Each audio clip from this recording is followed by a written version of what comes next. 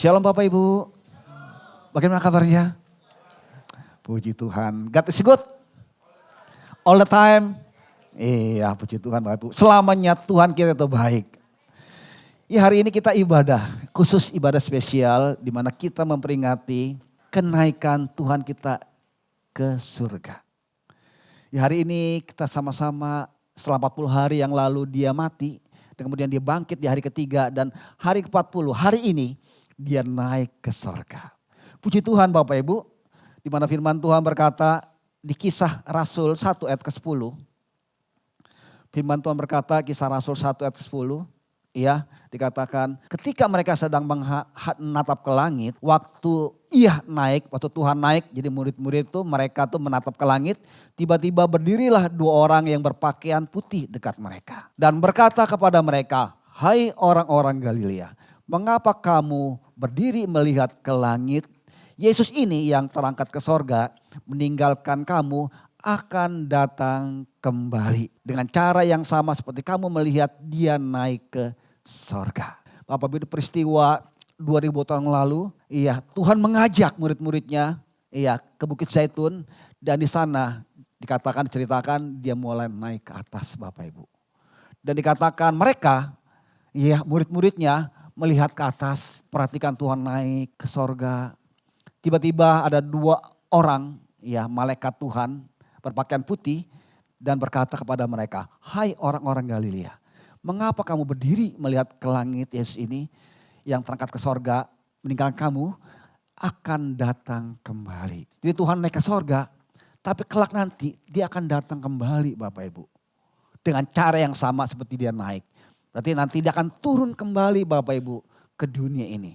Nah pertanyaannya, kenapa sih Tuhan kalau nanti turun, kenapa enggak di sini aja bersama dengan setiap kita? Tuhan naik ke sorga, tapi firman Tuhan berkata, nanti dia akan kembali turun ke dunia dengan cara yang sama. Kenapa Tuhan enggak bersama dengan setiap kita semua?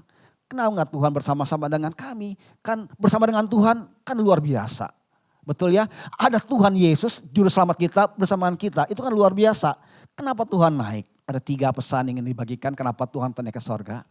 Yang pertama, dengan dia pergi ke sorga, Bapak Ibu, dia akan kembali dan dikatakan di Lukas 24 ayat ke-49 dikatakan, "Dan Aku akan mengirimkan kepadamu apa yang dijanjikan Bapakku. Tetapi kamu harus tinggal di dalam kota ini sampai kamu diperlengkapi dengan kekuasaan dari tempat yang tinggi." Tuhan berkata, "Aku akan mengirim kepadamu apa yang dijanjikan Bapakku." Jadi Bapak Ibu, dengan Tuhan naik ke sorga, maka dari sorga dia akan mengirimkan janji Bapa. Apa itu janji Bapa? Apa itu janji Allah? Janji Allah di mana kita akan diperlengkapi dengan kekuasaan dari tempat yang maha tinggi. Apa itu? Ini namanya pribadi Roh Kudus Bapak Ibu. Dengan dia naik ke sorga, maka di sorga dia akan mencurahkan Roh Kudusnya. Seperti yang Tuhan janjikan. Jadi dengan apa dia naik ke sorga, karena dia mencurahkan rohnya yang kudus. Jadi janji Bapa digenapi atas setiap kita orang yang percaya Bapak Ibu. Dengan dia naik ke sorga, maka janji Bapa akan pribadi yang menyertai setiap orang itu akan dicurahkan, namanya Roh Kudus. Jadi dengan dia naik ke sorga, dia akan mengirimkan namanya pribadi Roh Kudus. Dan pribadi Roh Kudus inilah yang akan menyertai Bapak Ibu Saudara semua. Kalau Tuhan ada, Tuhan satu pribadi. Tapi dengan Roh Kudus, dia pribadi yang menyertai setiap Bapak Ibu Saudara semua. Dan dikatakan pribadi ini adalah penolong, penghibur bagi setiap kita semua. Jadi Bapak Ibu saat ini, percayalah, janji Bapak sudah digenapi atas kita semua. Bahwa Roh Kudus ada bersama dengan setiap kita semua. Jadi sesungguhnya kita gak sendirian Bapak Ibu. Ada Roh Kudus bersama dengan setiap kita. Roh penolong, roh penghibur. Dia naik ke sorga mencurahkan rohnya yang kudus dan ada pada setiap kita semua. Jadi Bapak Ibu percayalah kita gak sendirian. Mungkin jasmani kita sendirian. Tapi di roh ada Roh Kudus yang bersama dengan kita semua. Dan Roh Kudus yang akan menuntun kita, memimpin kita, menolong kita. Bahkan dikatakan dia adalah roh kebenaran. Yang akan menuntun kita berjalan dalam kebenaran firman Tuhan. Roh inilah akan menolong kita untuk kita berjalan dalam kasih anugerah Tuhan. Karena ini roh yang Tuhan curahkan untuk setiap kita semua. Jadi jangan pernah takut sendirian Bapak Ibu. Karena Bapak Ibu gak pernah sendirian. Karena Roh Kudus dia curahkan 2000 tahun lalu dengan dia naik ke sorga. Jangan berkata saya sendirian, saya gak punya siapa-siapa. No Bapak Ibu, ada Roh Kudus yang menyertai setiap kita semua. Inilah Roh penghibur, Roh penolong, bahkan ia Roh kebenaran. Yang menuntun kita berjalan dalam kebenaran firman Tuhan. Jadi jangan pernah takut. Karena ada Roh Kudus bersama dengan setiap kita. Karena Tuhan sudah naik dan dia mencurahkan rohnya yang kudus atas kita semua. Amin. Yang kedua Bapak Ibu, kenapa dia naik ke sorga?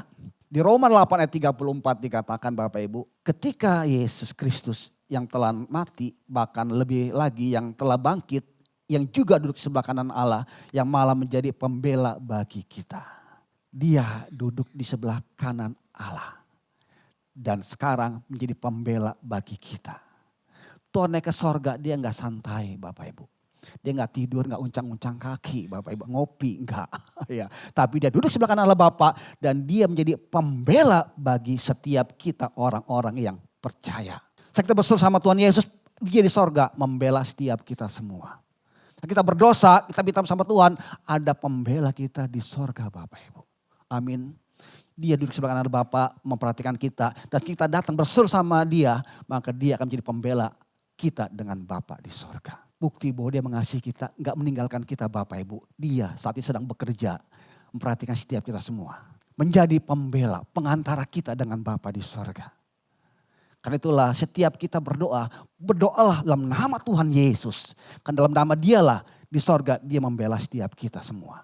Karena dalam nama Tuhan Yesuslah semua janji Tuhan digenapi. Ingat Bapak Ibu, kalau kita berdoa, jangan lupa diakhiri dalam nama Tuhan Yesus kami terima semuanya.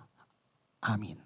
Karena di sorga ada Tuhan Yesus yang di sebelah kanan Bapa duduk menjadi pengantara kita dengan Bapa di sorga. Karena itulah Bapak Ibu kalau kita berdoa, berdoalah dalam nama Tuhan Yesus. Adalah dia nama segala nama. Adalah dia nama yang Tuhan berikan untuk setiap kita semua percaya janji Tuhan digenapi. Amin. Karena itulah berdoalah, mintalah segala sesuatu dalam nama Tuhan Yesus. Dalam nama dialah jaminan kita dipulihkan. Jaminan kita diberkati. Jaminan kita janji Tuhan digenapi. Dia duduk di sorga, di sebelah Allah Bapa dan menjadi pengantara kita dengan Bapa. Puji Tuhan loh Bapak Ibu, kita punya Allah yang saat ini sedang memperhatikan setiap kita semua. Karena itulah perhatikan hidup kita Bapak Ibu. Kenapa? Sebab dia memperhatikan hidup kita juga. Kita berseru Tuhan, Tuhan, Tuhan. Dia dengar dan dia menyampaikan kepada Bapa. Ini anakku. Kalau kita datang kepada Tuhan minta ampun, percayalah dia membela kita di depan Bapa. Akan mengampuni setiap dosa-dosa kita. Amin. Dia naik ke sorga, duduk di sebelah Allah Bapa menjadi pembela kita semua. Amin. Kita punya pembela di sorga. Karena itulah bersyukur karena dia naik ke sorga. Kenapa dia naik ke sorga? Di Yohanes 14 ayat kedua. Firman Tuhan berkata, di rumah Papaku banyak tempat tinggal. Jika tidak demikian, tentu aku mengatakan kepadamu, sebab aku pergi ke situ, ke sorga, untuk menyediakan tempat bagimu. Jadi Tuhan naik ke sorga, ke Bapa, untuk menyiapkan tempat bagi setiap kita semua Bapak Ibu. Nanti setelah kita meninggal, kita sudah menyiapkan tempat bagi kita. Saat itu Tuhan sudah menyiapkan tempat untuk kita dia di sorga Bapak Ibu. Dikatakan di ayat ketiganya, dan apabila aku telah pergi ke situ dan telah menyediakan tempat bagimu, aku akan datang kembali dan membawa kamu ke tempatku. Supaya tempat di mana aku berada, kamu pun berada. Tuhan naik ke sorga saat ini untuk menyiapkan tempat bagi kita Bapak Ibu. Nanti kita kelak kita punya tempat di sorga bersama dengan Tuhan. Nanti dia akan kembali ke dunia dan menyebut setiap kita semua. Dan kita tinggal di sorga. Amin. Inilah Bapak Ibu Tuhan kita yang naik ke sorga. Dia enggak diem tapi dia terus bekerja untuk setiap kita anak-anaknya. Untuk setiap kita orang-orang percaya, untuk setiap umat Tuhan. Karena itu kita bersyukur dengan dia naik ke sorga Bapak Ibu. Sebab dengan dia naik ke sorga, ya kita bisa melihat kita mendapatkan Roh Kudus. Kita Bapak Ibu punya pengantara di sorga. Dan nanti kelak kita tinggal di sorga bersama dengan Tuhan. Amin. Anugerah yang besar Bapak Ibu untuk setiap kita semua. Karena itulah jangan pernah tinggalkan Tuhan kita Bapak Ibu. Jangan pernah kita berpaling kepada yang lain. Sebab Tuhan kita, jaminan kita di dunia juga nanti setelah kematian tinggal bersama dengan Tuhan di sorga. Pegang terus iman kita. Tetap terus percaya hanya Dialah Tuhan kita, juru selamat kita semua. Hanya Dialah kita bisa datang ke sorga. Tinggal bersama dengan Tuhan. Saat itu juga kita hidup dalam kasih anugerah dan berkat-berkatnya Tuhan. Karena ada namanya Holy Spirit. Roh Kudus yang menyertai setiap kita semua. Dia ke sorga tidak santai. Bekerja terus untuk setiap kita semua. Karena Dia mengasihi kita Bapak Ibu. Nah Bapak Ibu nanti kelak Dia akan datang.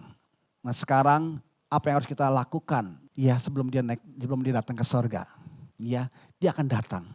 Dan firman Tuhan berkata, waktunya itu gak ada yang tahu. Semua tidak ada yang tahu. Yang tahu hanya Bapa di sorga. Tetapi Tuhan ngasih tanda-tanda.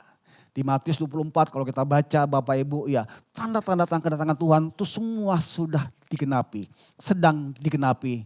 Sebagian sudah genapi. Artinya apa? Tidak lama lagi Dia akan datang. Perhatikan. Dan Dia akan datang Bapak Ibu tidak lama lagi. Tidak ada yang tahu waktunya.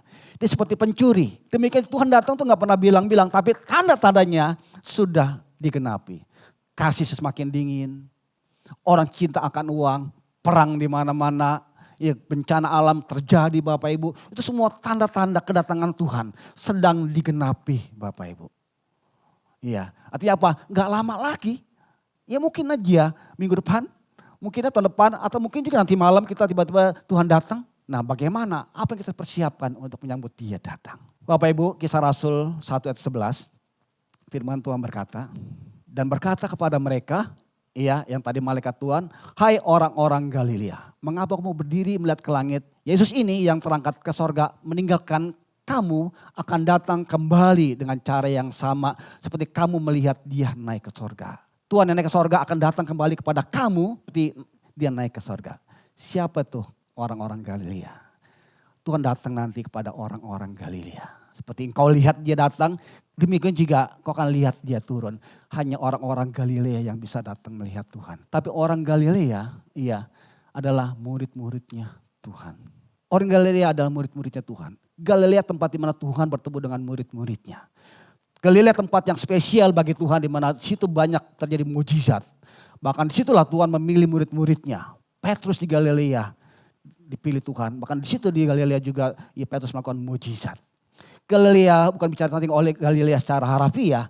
Tapi Galilea adalah bicara tentang muridnya Tuhan. Galilea adalah murid-muridnya Tuhan Bapak Ibu. Dan Yesus akan kembali kepada murid-muridnya.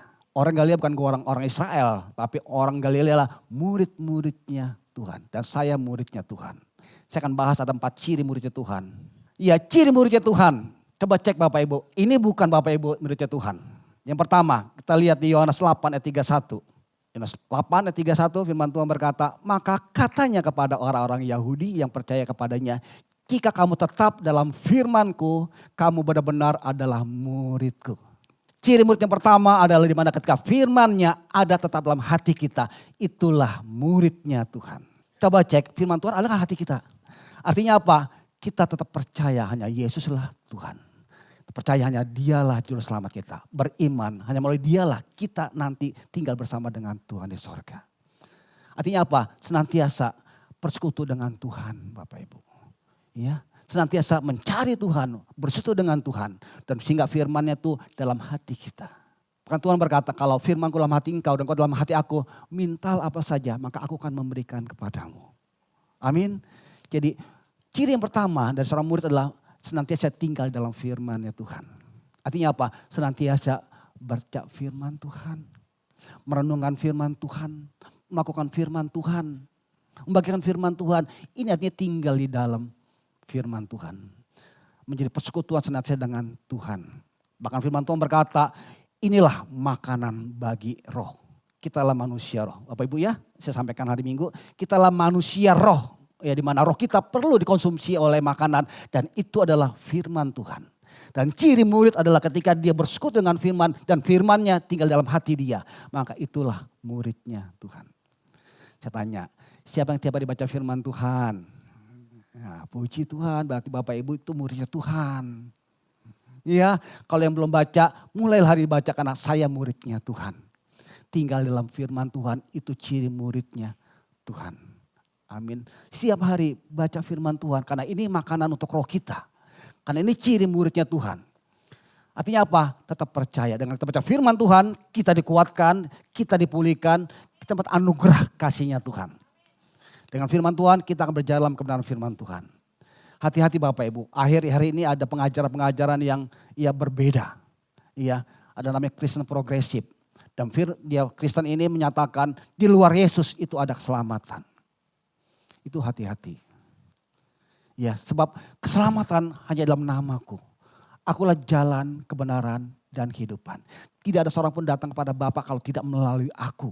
Jadi hanya Tuhan Yesuslah jalan keselamatan setiap kita semua. Pegang ini, jangan terpengaruh dengan ajaran-ajaran yang tidak baik Bapak Ibu. Orang firman tinggal dalam hati dia akan tahu yang mana yang kebenaran, yang mana yang bukan Bapak Ibu. Akhir ini, emang akhir zaman Tuhan sudah buatkan akan banyak ajaran-ajaran palsu yang mungkin atasnamakan Yesus, tapi sesungguhnya itu bukan dari Yesus. Hati-hati. Tapi kalau kita tahu kebenaran, firman tinggal hati kita akan tahu yang mana kebenaran yang sesungguhnya. Demikian juga Bapak Ibu, kalau firman tinggal dalam hati Bapak Ibu akan tahu yang mana firman yang sungguh daripada Tuhan. Bapak Ibu gak akan digoncang-gancingan. Tetap berdiri karena Bapak Ibu tinggal di dalam firman-Nya. Dan firman itu akan menyampaikan apa yang menjadi kehendaknya Tuhan. Amin. Jadi yang pertama Bapak Ibu, ciri murid ketika dia tetap tinggal dalam firman Tuhan. Murid orang setiap hari baca firman Tuhan. Kalau belum mulai hari ini, saya murid Tuhan, baca firman Tuhan setiap hari. Kita murid Tuhan, karena nanti dia datang untuk murid Bapak Ibu. Untuk orang Galilea. Jadikan kita muridnya Tuhan. Dengan apa? Dengan tinggal di dalam firman-Nya Tuhan. Yang kedua Bapak Ibu, Yohanes 13 ayat 35. Dikatakan, dengan demikian semua orang akan tahu bahwa kamu adalah murid-muridku. Yaitu jika kamu saling mengasihi. Yang kedua, ciri murid Bapak Ibu, ketika kita saling mengasihi satu dengan yang lain. Ini merupakan hukumnya Tuhan, yang utama dan yang terutama. Hukum Tuhan ada dua, yang pertama, kasihilah Tuhan Allahmu. Dengan segenap hatimu, segenap kekuatanmu, segenap jiwamu, segenap akal budimu. Dan hukum yang kedua, yang sama dengan hukum yang pertama, kasihilah sama manusia seperti engkau mengasihi dirimu sendiri. Dan ini merupakan juga murid Tuhan. Jika kita saling mengasihi satu dengan yang lain. Bagaimana cara mengasihi? Enggak perlu susah Bapak Ibu. Nyatakan melalui perkataan kita. Nyatakan melalui perbuatan kita. Ini salah satu bukti kita mengasihi Tuhan. Kenapa Tuhan menyuruh kita mengasihi? Karena Tuhan tahu Bapak Ibu, kita adalah orang yang perlu dikasihi. Kenapa? Sebab kita adalah manusia jiwa. Yang memiliki jiwa. Dan jiwa ini kebutuhannya apa? Dikasihi, disayangi, dihargai. Ketika orang dihargai, dikasihi, dihormati, maka dia akan menjadi orang yang kehidupannya yang baik Bapak Ibu. Tapi ketika orang gak mendapatkan yang dikasihi Bapak Ibu, banyak orang-orang yang sakit hatinya. Perlakuan yang gak baik disakiti Bapak Ibu. Makanya namanya tempat kan rumah sakit jiwa. Karena jiwanya sakit Bapak Ibu. Karena dia perlakuannya dia dijelek-jelekan, dibully. Gak dikasih maka hatinya sakit, luka Bapak Ibu. Nah ini orang-orang yang perlu kita kasih. Jadi Bapak Ibu yang kedua, ciri murid yang kedua adalah kita harus mengasihi satu dengan yang lain. Amin ya. Cara bagaimana? Nggak usah susah Bapak Ibu, simple aja. Mulai dengan perkataan kita. Perkataan kita perkataan yang membangun, yang menguatkan satu orang dengan yang lain. Jangan perkataan yang kotor. Perkataan kotor itu apa? Perkataan kotor perkataan yang membuat orang lemah. Itu perkataan kotor Bapak Ibu. Perkataan yang membangkitkan. Tapi perkataan-perkataan yang bangunlah yang harus diperkatakan. Kamu pasti bisa. Kamu anaknya Tuhan. Jangan takut. Bersama dengan kamu. Perkataan inilah yang bisa membuat orang jadi bangkit Bapak Ibu. Ini bukti kita mengasihi satu dengan lain dengan perkataan kita. Perbuatan kita pun juga Bapak Ibu mulai dengan senyum. Senyum kan gak bayar ya. Senyum gak bayar, senyum aja. Orang seneng kan ya. Seneng kan ya walaupun giginya kuning gak apa-apa. Orang pasti seneng kalau dikasih senyum. Betul kan ya. Buktinya apa? Kita dikasihi. Kita mengasihi. Senyum aja Bapak Ibu, orang pasti akan diberkati dengan senyum kita. Dan itu ya berkat yang luar biasa dan gak perlu bayar Bapak Ibu. Betul ya? Nah yang kedua, marilah kita mulai saling mengasihi. Sebab itulah ciri tanda muridnya Tuhan. Karena ini hukum Tuhan yang kedua yang sama dengan hukum yang pertama. Kemudian yang ketiga Bapak Ibu. Yohanes 15 ayat ke-8, ciri yang ketiga muridnya Tuhan. Dalam hal inilah Bapakku dipermuliakan, yaitu jika kamu berbuah banyak dan dengan demikian kamu adalah murid-muridku. Yang ketiga ciri murid, dia akan menghasilkan namanya buah. Buah adalah sesuatu yang bisa dikonsumsi menjadi berkat Bapak Ibu. Nah bagaimana kehidupan Bapak Ibu? Kalau Bapak Ibu murid maka kehidupan Bapak Ibu akan berbuah. Artinya apa? Orang akan menikmati buah dari Bapak Ibu saudara semua. Berbuah untuk kemuliaan Tuhan, berbuah untuk jiwa-jiwa. Di mana ada Bapak Ibu maka orang akan diberkati. Karena ada Bapak Ibu menghasilkan buah. Ya, buah pertobatan bisa dinyatakan. Dulu sebelum kenal Tuhan, ya hidupnya serampangan, sembrono, ngomong juga asal ceplos-ceplos. Tapi setelah kenal Tuhan ngomongnya lebih baik, ya positif, ya ngomongnya enak didengar, ramah Bapak Ibu. Nah ini buah yang dihasilkan Bapak Ibu. Dan Tuhan mau banyak buah-buah yang kita hasilkan Bapak Ibu dalam kehidupan kita. Kita menolong orang, membantu orang, itu juga buah yang kita bisa hasilkan sebagai muridnya Tuhan. Buah pelayanan pun juga, ya di mana Bapak Ibu melayani, itu pun juga buah kita hasilkan Bapak Ibu. Buah apalagi, buah jiwa-jiwa. Nah Bapak Ibu, ini yang Tuhan mau dari seorang murid. Membawa banyak jiwa, menghasilkan buah. Coba cek buah apa yang sudah Bapak Ibu hasilkan. Selama Bapak Ibu kenal Tuhan, sampai saat ini kira-kira perubahan apa yang sudah terjadi lakukan. 2 Korintus 5:17, dalam Kristus yang baru sudah datang. Yang lama sudah berlalu. Yang lama tuh masa kehidupan Bapak Ibu yang lama tuh ya sudah berlalu. Dosa sudah berlalu. Dan yang baru ini kehidupan dalam Tuhan, kehidupan yang harus menghasilkan namanya buah. Di mana Bapak Ibu, ya semua orang akan diberkati. Entah mulai perkataan Bapak Ibu, entah mulai tindakan Bapak Ibu, iya orang diberkati. Apa? Ada buah yang kita hasilkan Bapak Ibu. Jadi cek Bapak Ibu, sudah berbuah belum kita nih? Kalau belum, yuk hari ini pastikan kita mulai kita berbuah. Banyak buah yang bisa dihasilkan dalam kehidupan kita Bapak Ibu.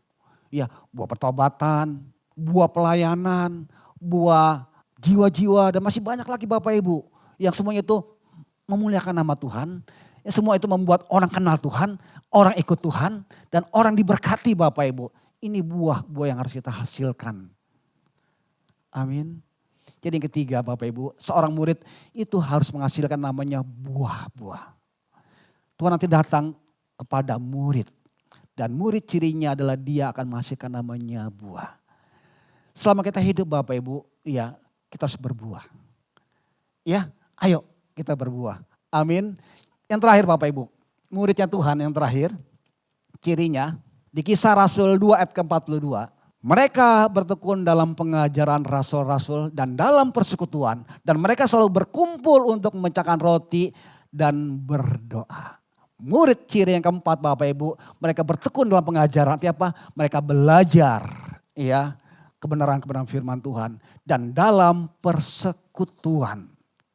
Dan mereka selalu berkumpul bersama-sama. Murid yang keempat adalah seorang murid yang mau belajar dan mau terlibat dalam namanya komunitas Bapak Ibu. Di mana komunitas itulah mereka bersama-sama mau belajar kebenaran-kebenaran firman Tuhan. Yang keempat Bapak Ibu, ciri murid adalah dia mau terus belajar. Dan belajar ini bisa juga belajar di sekolah Bapak Ibu. Ya, atau terlibat dalam namanya komunitas. Dan kita ada namanya komunitas Bapak Ibu, namanya Life.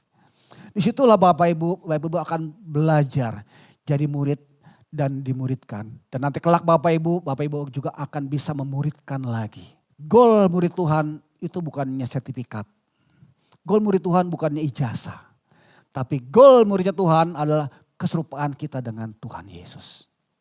Karena itulah Bapak Ibu, belajar jadi murid Tuhan itu gak pernah ada waktunya. Seumur hidup kita akan terus belajar. Kenapa? Bapak untuk jadi serupa Kristus tuh gak ada jangka waktunya. Karena itulah mulai hari ini Bapak Ibu belajar, terlibat dalam komunitas, dalam live supaya Bapak Ibu belajar tentang firman Tuhan.